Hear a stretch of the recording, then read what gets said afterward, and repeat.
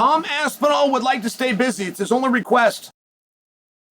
He's already laying the groundwork for that through the media. He's saying, listen, after my surreal fight, what I want is to fight again.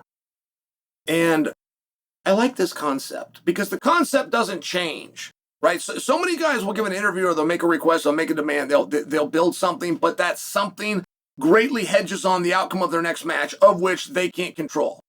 Now, I don't blame a guy for doing that. I'm just sharing for you. I like it. It's an added feature when the guy's request does not hedge on the outcome. If he wins, it doesn't take away the storylines that he's built. If he loses, it doesn't take away the storylines that he's built. Win or lose, Tom is asking for a fast return. I like that. And I think it's important when our champions make those requests that we do our best to fulfill those requests, because those are the guys that are setting the correct example. They should not be holding a locker room up. Should not be holding a locker room up just to have a championship or one that you can cling to or one that you can hold on to longer. Georges St-Pierre beat Michael Bisping. Became the champion of the world, 185 pounds. And 8 days after that win, 8 days, George gave the belt back.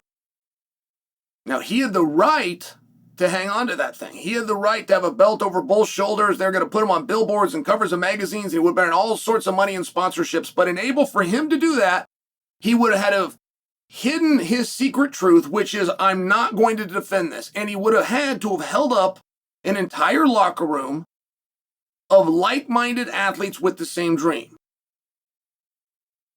So, unselfishly, George gave the belt back.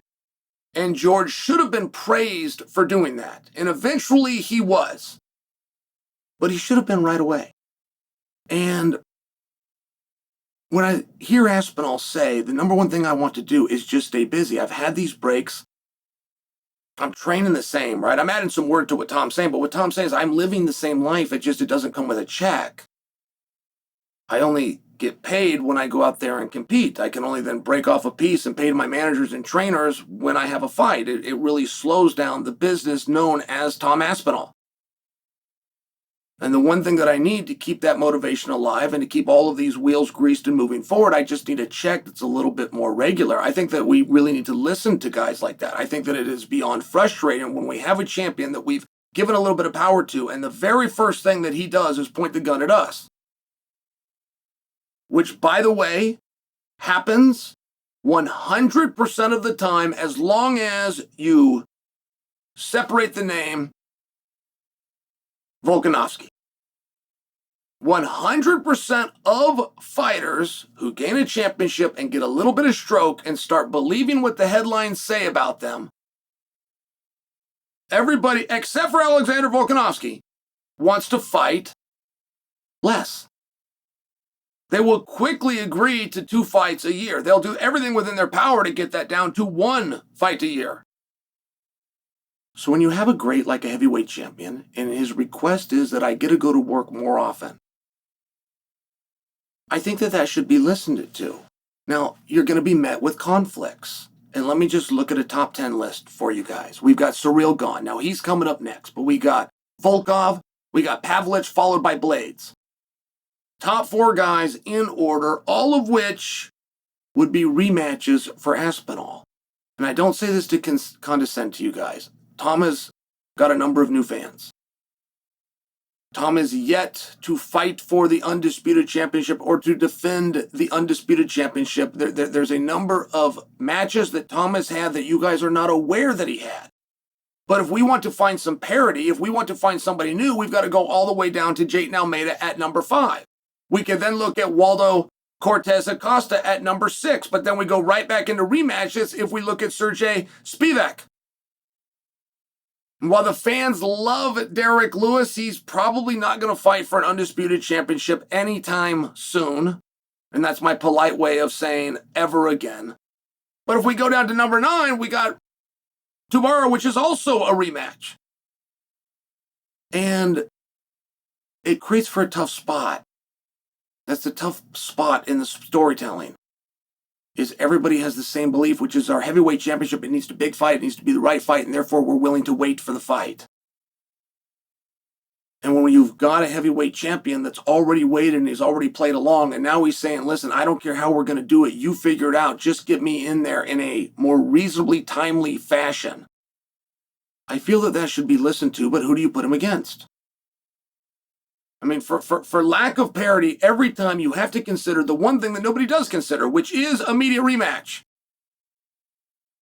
Based on the X's and O's, perceived drama, perceived potential fallout of Ciryl versus Tom, you would have to at least consider, and you won't know till the fight's over, but doing a rematch between Ciryl and Tom. As unlikely as that is, that's a more likely hope than Pavlich, Volkov, Blades, Almeida, Costa, Spivak, Lewis, Tybura, or number 10, Delgado. So, I think that heavyweight is about to have a great savior.